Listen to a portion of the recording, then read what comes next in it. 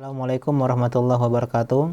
Alhamdulillahirrahmanirrahim. Wassalatu wassalamu ala nabiyina Muhammadin wa ala alihi wa ashabihi ajma'in wa man tabi'ahum bisanin ila yaumiddin, amma ba'du. Segala puji bagi Allah Subhanahu wa taala yang pada hari ini Allah Subhanahu wa taala masih memberikan kita semangat untuk terus menapaki jalan menuju surga Allah Subhanahu wa taala, sebagaimana kata Nabi SAW dalam hadis Abu Daud, man salaka tariqan yaltamisu fihi ilman sahalallahu lahu bihi tariqan ilal jannah. Barang siapa yang menempuh suatu jalan di mana dia belajar ilmu agama, menuntut ilmu agama, maka Allah Subhanahu wa taala akan mudahkan baginya jalan menuju surga Allah Subhanahu wa taala. Kita kembali melanjutkan kajian kita membahas kitab Al-Fiqh Syafi'i lil Mubtadi'in, fikih Syafi'i bagi orang-orang yang pemula yang baru belajar fikih Syafi'i. Dan ini adalah perjumpaan kita yang kedua setelah kemarin kita membahas tentang pengantar, bagaimana mengenal biografi Imam Syafi'i, kemudian apa keistimewaan madhab Syafi'i, dan juga tentang sebagian hukum-hukum fikih. Dan sekarang kita mulai membahas tentang Kitabut Thaharah, kitab atau pembahasan tentang at-thaharah atau bersuci. Ini adalah pembahasan yang sangat penting sekali, karena itulah para ulama ahli fuqaha, ahli fikih mengedepankan kitab thaharah sebelum kitab salat, sebelum rukun Islam yang lainnya.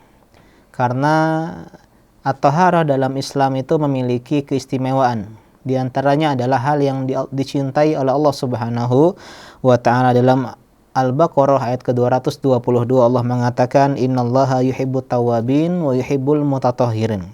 Allah Subhanahu wa taala sungguh menyukai orang-orang yang bersuci dari dosa dengan cara bertobat kepada Allah Subhanahu wa taala, dan Allah mencintai orang-orang yang suka bersuci, bertaharah, membersihkan dirinya dari kotoran-kotoran. Ini menunjukkan kepada kita bahwasanya taharah adalah bagian dari ibadah, sehingga penting kita untuk mempelajari kitab taharah. Apalagi taharah ini adalah kunci dari ibadah salat, sedangkan ibadah salat adalah rukun Islam yang paling utama di dalam masalah-masalah ibadah. Qala al-mu'allif rahimahullahu taala, berkata pengarang, semoga Allah Subhanahu wa taala merahmati beliau, at-taharatu lughatan hiya mutlaqut nadhafah. Taharah secara bahasa, kita bahas pengertian dahulu, adalah kebersihan secara mutlak, kesucian secara mutlak, bersih dan suci dari kotoran. Hisiyatan au ma'nawiyah, baik secara hisi, baik secara fisik, secara indrawi, maupun secara maknawi. Artinya bersih baik secara lahiriah maupun batiniyah. Jadi yang dinamakan taharah itu bukan hanya bersih dari kotoran, tapi bersih dari kotoran-kotoran secara batin, yaitu noda dosa dan karat maksiat. Wa nazahatu 'anil aqdar, dan juga bersuci dari kotoran-kotoran. Artinya kita di dalam segi bahasa, kesucian itu kita bagi jadi dua. Taharah kita bagi menjadi dua. Yang pertama adalah taharah batiniyah atau taharah batinah, bersuci secara batin, secara makna, yaitu bersuci dari kotoran-kotoran hati. Karena hati juga punya kotoran-kotoran, punya najis-najis yang kita harus bersuci dengannya, yaitu bersuci dari kesyirikan dan dari amradil qulub, dari penyakit-penyakit hati seperti riya, sum'ah, sombong, hasad, su'uzon, dan penyakit-penyakit hati lainnya. Inilah diantara hikmah para ulama kenapa mementingkan kitab Thaharah di awal pembahasan fikih sebelum masalah-masalah sholat, sebelum membahas masalah-masalah puasa, masalah-masalah yang lainnya. Karena diantara syarat diterimanya ibadah itu adalah suci dari kotoran hati, yaitu riya dan sum'ah. Karena diterimanya ibadah itu kalau dia ikhlas.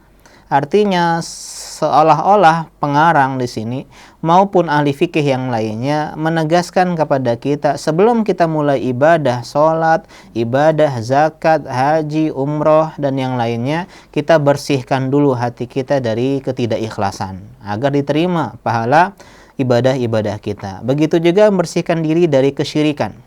Karena itulah Allah mengatakan dalam surah Al-Furqan ayat ke-65, lain asyrakta la yahbatanna amaluk. Kalau kau berbuat kesyirikan maka hapuslah semua amal kebaikanmu, gugurlah semua amal perbuatanmu.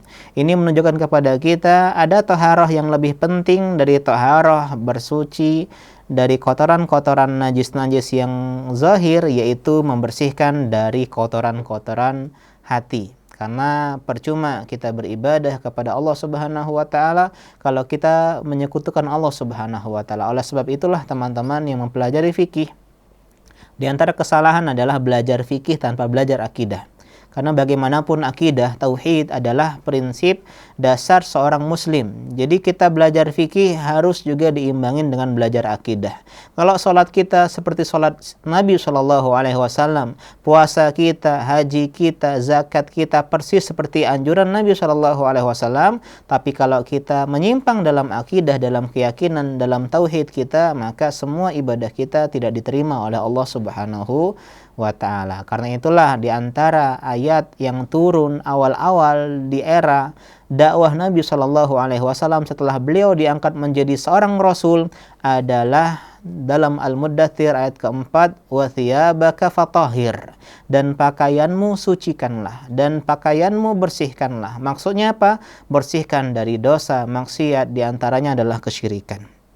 Ini diantara hal yang harus kita pahami bersama, ya. Jadi bagian dari taharah juga adalah taharah ma'nawiyah secara makna, yaitu membersihkan diri dari kotoran-kotoran hati. Dan ini perlu perjuangan, ya, karena ya keikhlasan ya atau keistiqomahan hati adalah suatu yang ya susah dan berat untuk kita perjuangkan. Tapi dimudahkan oleh Allah Subhanahu wa taala bagi orang yang Allah Subhanahu wa taala kehendaki pada dirinya.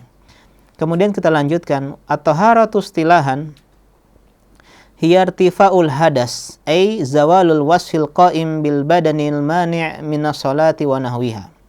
Dan secara istilah fikih, taharah bersuci itu artinya adalah terangkatnya hadas. Artinya hilangnya hadas. Apa itu hadas? Hadas itu adalah sebuah sifat yang melekat pada badan. Jadi sifat, beda dengan najis. Najis itu kelihatan. Sedangkan hadas nggak kelihatan karena sifat seperti cantik, ganteng itu nggak kelihatan, ya. Tapi kalau baju itu kelihatan. Jadi hadas itu adalah sebuah sifat yang melekat pada badan yang dia menghalangi seseorang untuk beribadah seperti sholat dan ibadah-ibadah yang lainnya. Intinya apa? Intinya secara istilah taharah itu adalah taharah yang bersifat hissi, bersifat indrawi atau secara fisik, yaitu mengangkat hadas dan menghilangkan najis. Ini pengertian taharah. Sekarang kita membahas tentang hukum bersuci. Hukmu taharati wa adilatu masyru'iyatiha. Hukum bersuci dan dalil-dalil pensyariatannya. At-taharatu minal hadathi wajibatun binasyil kitabi wa sunnati wal ijma'i ala kulli man lazimathu shalah. Bersuci dari hadas ini hukumnya wajib. Jadi hukumnya bersuci adalah wajib berdasarkan teks atau nas Al-Quran, sunnah, dan ijma' kesepakatan para ulama bagi orang yang wajib melaksanakan ibadah sholat atau ibadah-ibadah yang mewajibkan bersuci. Apa dalilnya? Wa dalilu masyru'iyatiha minal kitab wa sunnah. Dalil disyariatkannya bersuci dari Al-Quran dan sunnah.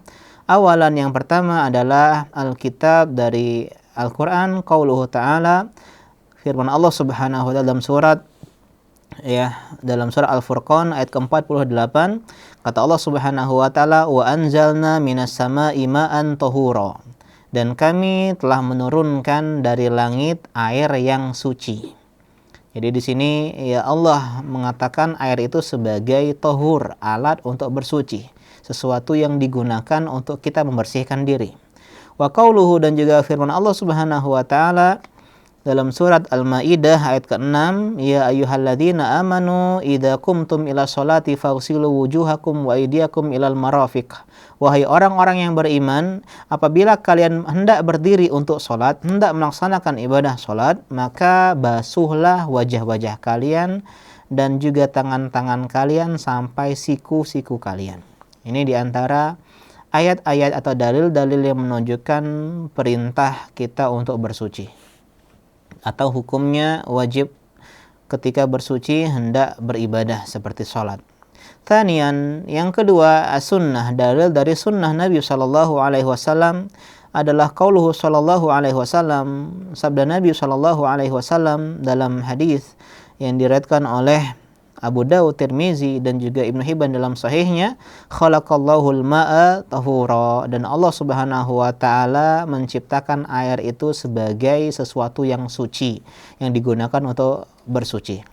Kemudian dalam hadis yang lain, hadis Muslim, kata Nabi sallallahu alaihi wasallam, la yaqbalullahu salatan bi ghairi tuhur. Allah Subhanahu wa taala tidak menerima salat seorang hamba tanpa bersuci. Artinya wajib hukumnya bersuci sebagaimana wajib hukumnya salat. Wala shadaqatan min ghulul, dan Allah juga tidak menerima sedekah, zakat, infak dan semisalnya min ghululin, dari harta curian atau harta korupsi. Ini menunjukkan kepada kita bahwasanya Allah itu thayyib, Allah itu baik, la yaqbalu illa thayyiban, tidak menerima kecuali yang baik. Wa amal ijma', adapun kesepakatan para ulama, fa innahu lam yunqal an ahadin minal muslimina fi dzalika khilafun, bahwasanya tidak ada riwayat dari seorang pun kaum muslimin yang menyelisihi kewajiban bersuci ketika hendak beribadah seperti salat dan semisalnya. Jadi intinya hukum taharah sendiri adalah wajib. Jadi harus kita bertaharah. Karena itulah di antara hal yang wajib kita pelajari adalah kitab taharah. Apalagi Nabi SAW mengatakan dalam hadis Muslim bahwasanya at-tuhur syatrul iman, bahwasanya bersuci itu setengah atau separuh dari keimanan. Ini menunjukkan kepada kita pentingnya taharah di dalam Islam. Sekarang kita masuk pembahasan selanjutnya, yaitu aqsamu taharah, pembagian taharah atau macam-macam taharah. Tanqasimu taharatu ila qismain. Taharah terbagi menjadi dua. Awalan, taharatul hadas, taharatun hukmiyah. Yang pertama adalah bersuci dari hadas, yang dinamakan dengan taharah hukmiyah, taharah secara hukum. Apa itu hadas? Wahiya ma tajawada mahalahu li mujibiha al hadas, yaitu kalau bersuci dari sesuatu yang melewati tempat yang mewajibkan taharah, yaitu dua jalur depan dan belakang, lubang dubur dan lubang kubul. Ini diantara jalur. Kalau keluar sesuatu dari sini, kita bersuci, itu dinamakan bersuci karena hadas, taharah hukmiyah. Kal wudu, seperti berwudu karena keluar angin, karena keluar air kencing, atau karena keluar kotoran, buang air besar, buang air kecil, maka ini namanya taharatul hadas. Wahia syamilatun lil wudu'i wal ghusli wa izalatin najasati wa tayammum, dan dia mencakup wudu, mandi janabah, kemudian membersihkan, menghilangkan kotoran najis, dan juga bertayammum. Ini adalah poin yang pertama. Jadi pembagian yang pertama adalah taharah dari hadas. Jadi taharah terbagi jadi dua. Yang pertama adalah taharah dari hadas, tsaniyan taharatul khabath. Yang kedua adalah bersuci dari khabas, bersuci dari kotoran, bersuci dari najis. Dan ini dinamakan taharah ainiyah, taharah secara ain, secara zat, karena ada kotoran yang dibersihkan. Wa hiya ma la tajawaza mahalahu li mujibiha, dan dia tidak melewati sesuatu yang menyebabkan wajibnya bersuci. Artinya tidak ada kaitan dengan keluarnya sesuatu. Jadi bisa jadi karena ada kotoran, ada najis-najis yang lain yang ada pada diri kita, kita bersihkan. Ini namanya taharah dari khabas, taharah dari kotoran. Jadi hadas yang pertama, yang kedua adalah taharah dari najas atau khabath. Contohnya al-baul wal ghaid, kita membersihkan kencing, membersihkan ghaid, kotoran atau feses atau tinja. Fahadil asya'u hiyal khabathu ainuhu, dan inilah yang dinamakan sebagai khabas, sesuatu yang buruk, yaitu kotoran. Jadi intinya kita bagi taharah terbagi menjadi dua. Yang pertama adalah taharah dari hadas, yang kedua adalah taharah dari najas atau taharah dari najis atau dari kotoran. Sekarang kita membahas apa itu hadas dan khabas. Kita sudah bahas tadi bahwasanya taharah terbagi jadi dua, taharah dari khabas dan taharah dari hadas maupun khabath. Makna hadas, kita berbicara tentang apa itu hadas. Awalan makna hadas, pengertian hadas. Lughatan secara bahasa hadas adalah hadatsal amru hudutsan. Hadatsal amr, sesuatu perkara itu hadas artinya waqa'a, terjadi. Ya, jadi sesuatu yang terjadi. Jadi hadatsa artinya adalah sesuatu yang baru saja terjadi atau sebuah peristiwa yang aktual yang terjadi. Taqulu hadatsa syai'u ay bada'a kaunuhu wa dhuhuruhu. Kalau dikatakan bahwa sesuatu itu hadasa, artinya sesuatu itu tampak, ya, muncul, mulai, terlihat ataupun terjadi. Adapun secara istilah syariat, hadas adalah wasfun syar'i, sebuah sifat, ya, yang dinilai secara syar'i yahullu bil a'dha'i, yang dia itu terdapat pada anggota badan, anggota tubuh. Jadi adalah sifat yang ada pada anggota tubuh kita ini yang yamna'u min mubasyarati ma la yajuzu illa bithaharah, yang membuat kita terhalangi dari langsung mengerjakan ibadah yang tidak diperbolehkan kecuali dengan bersuci. Jadi intinya hadas adalah suatu sifat yang terletak pada badan yang menyebabkan kita nggak boleh sholat, yang menyebabkan kita nggak boleh ibadah. Itu namanya hadas. Jadi nggak kelihatan. Kalau kotoran terlihat. Jadi hadas tidak tahu nih fulan ini udah wudu atau belum, nggak tahu. Ya, dia ini udah mandi belum? Ya, kenapa? Karena sifat. Sedangkan kalau kotoran, ada kotoran ya hewan atau kotoran yang lainnya itu terlihat. Inilah makna hadas. Au huwan najasatul hukmiyah. Ini dikatakan najis tapi secara hukumnya saja. Hukumnya saja. Tapi bukan najis secara zatnya, tapi secara sifatnya. Kita bagi hadas menjadi dua. Hadas kita bagi menjadi dua. Yang pertama adalah hadas asghar, hadas kecil. Yang kedua adalah hadas akbar, hadas besar. Apa itu hadas kecil? Hadas kecil adalah sesuatu yang mewajibkan kita untuk berwudu. Seperti buang angin, buang air besar, buang air kecil, itu namanya hadas. Ya, hadas apa? Hadas kecil yang menyebabkan wudu. Jadi hadas kecil toharohnya dengan wudu. Yang kedua hadas akbar, hadas besar. Apa itu hadas besar? Hadas besar adalah sesuatu yang mewajibkan mandi. Contohnya berhubungan badan suami istri meskipun tidak sampai keluar. Yang kedua keluarnya air mani, baik karena ya ihtilam, mimpi basah, atau karena hal yang lainnya. Ini atau terputusnya darah haid, berhentinya darah haid maupun nifas. Ini namanya hadas ya akbar, yang besar, yang toharohnya dengan cara mandi. Jadi ya toharoh dari khobas atau dari hadas, yang pertama adalah dengan berwudu, yang kedua dengan mandi. Nah, wudu dan mandi ini bisa diganti, bisa di backup dengan tayamum jika tidak bisa menggunakan air atau tidak ada air. Jadi ya wudu bisa diganti dengan tayamum, mandi bisa diganti dengan tayamum. Sebagian kita mengira bahwasanya tayamum itu hanya untuk wudu. Ini keliru. Jadi kalau kita mimpi basah misalnya karena ya kedinginan, kemudian tidak ada air, atau misalnya ya cuaca sangat dingin sehingga dia tidak berani atau khawatir menggunakan air, maka dia boleh tayamum. Jadi tayamum itu pengganti wudu dan pengganti ya dari mandi. Ini hadas. Jadi hadas adalah sifat yang menghalangi seseorang untuk beribadah, ya, sebuah sifat ya yang ada pada badan yang menghalangi seorang untuk beribadah, dan dia ada dua, ada besar maupun kecil. Besar kita hilangkan hadasnya dengan cara mandi, kemudian kecil kita hilangkan hadasnya dengan cara wudu. Dan kedua-duanya jika tidak mampu kita lakukan, maka kita kerjakan tayamum dengan menggunakan debu. Thanian, yang kedua, makna al-khobas. Sekarang apa itu khobas? Apa itu najas? Lughatan secara bahasa, al-khabis diddu thayyib, ya.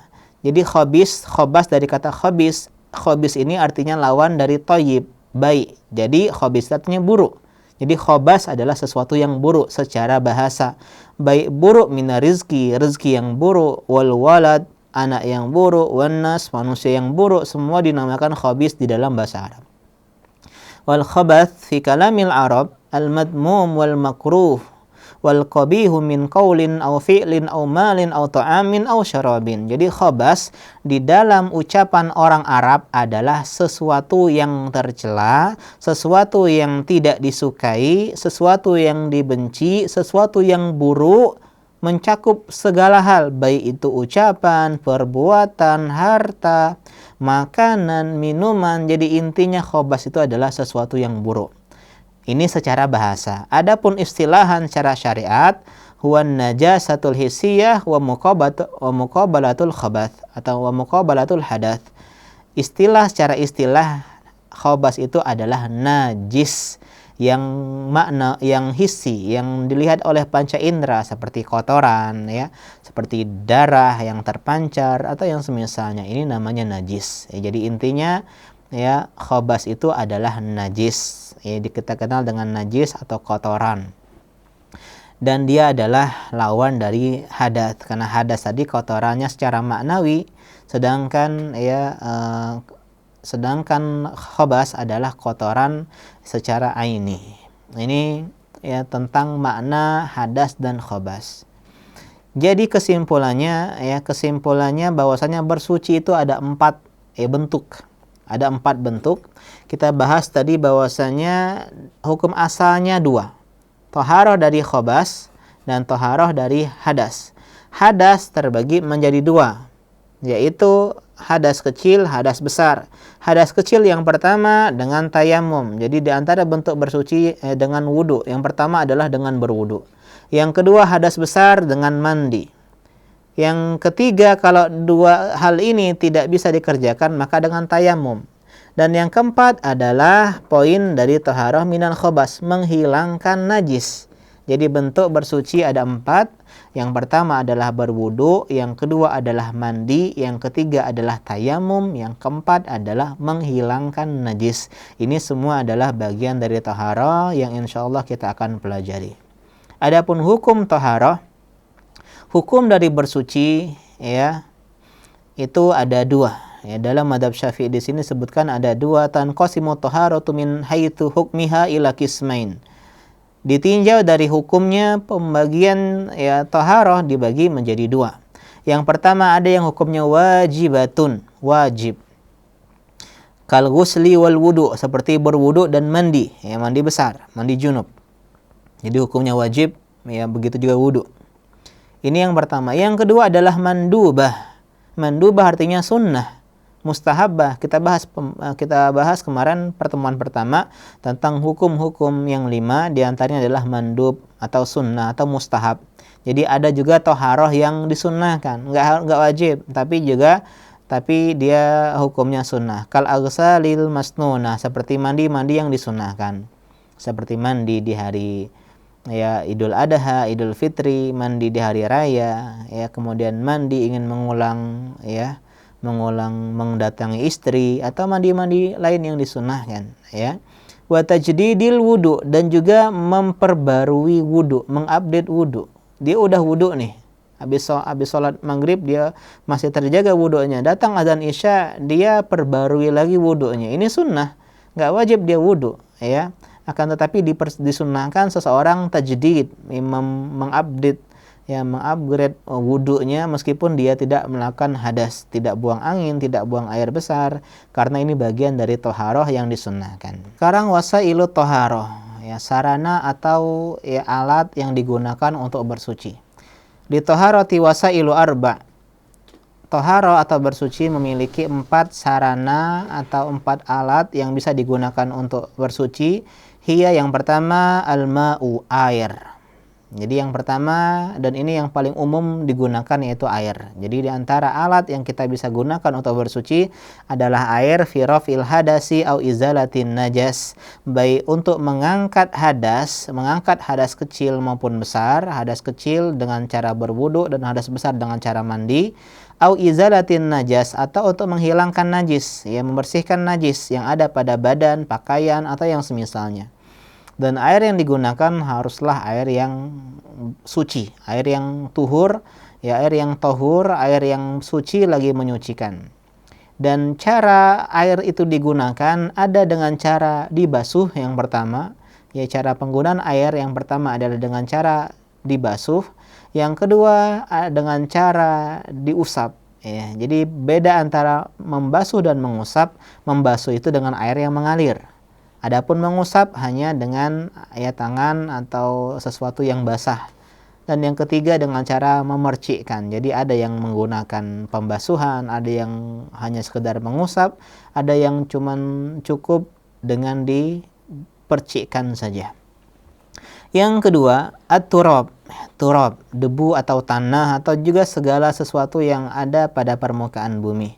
Fit tayamum, dalam tayamum. Jadi ketika bertayamum, baik secara wajib maupun mandub maupun sunnah. Baik tayamum yang wajib, itu tayamum untuk sholat yang wajib, ataupun mandub, ataupun tayamum yang disunnahkan, misalnya ya mentajdid, ya mengulangi tayamum ketika sudah masuk waktu sholat berikutnya.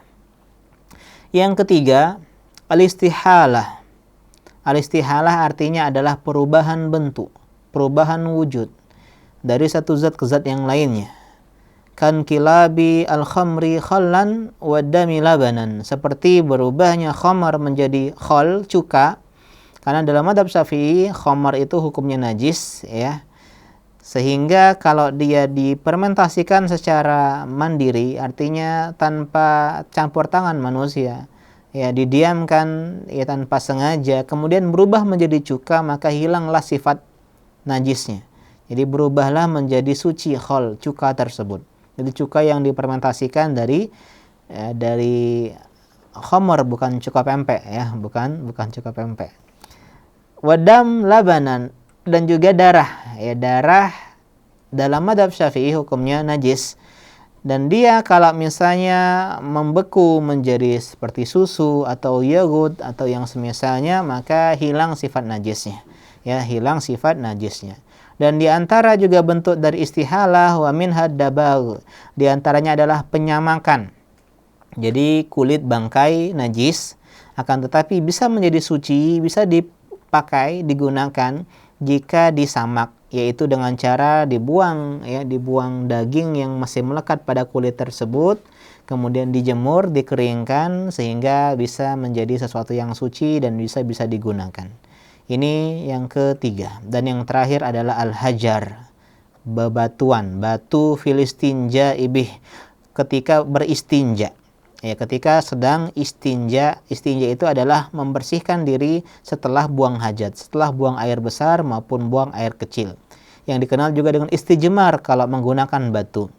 Atau boleh sesuatu yang bisa kita kiaskan dengan batu, seperti tisu, ya seperti di toilet-toilet zaman sekarang, ya, atau hal-hal yang lainnya yang kita akan bahas insyaallah pembahasan tentang masalah air dan hal-hal ini pada pertemuan selanjutnya. Jadi intinya pertemuan kita pada hari ini membahas tentang toharoh itu apa, itu kesucian, kebersihan.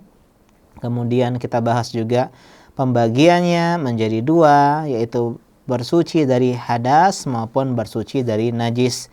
Dari hadas ada dua, hadas besar, hadas kecil. Hadas besar dengan mandi, hadas kecil dengan wudu. Dan bisa dibadal, digantikan dengan tayamum. Kemudian ada juga bersuci dari hadas, dari khabas atau najis, yaitu menghilangkan najis. Sehingga bentuk bersuci ada 4, berwudu, mandi, tayamum, dan menghilangkan kotoran atau najis. Kita juga bahas tentang hukum taharah, ada yang wajib, ada yang sunnah. Ya, wajib kalau untuk sholat, ya seperti berwudu sebelum sholat atau yang semisalnya, dan juga ada yang disunnahkan seperti mandi di hari raya, ya, atau mandi ketika ya selesai dari muntah misalnya, atau mandi yang disunnahkan lainnya. Begitu juga tajdidul wudu, memperbarui wudu. Dan kita juga bahas tentang masalah sarana bersuci, itu ada 4, air, kemudian ya turab, ya debu atau tanah, batu, dan juga istihalah, perubahan bentuk dengan ya sendirinya. Demikian sebagai bermanfaat. Ya, subhanaka Allahumma bihamdika asyhadu an la ilaha illa anta astaghfiruka wa atubu ilaik. Wassalamualaikum warahmatullahi wabarakatuh.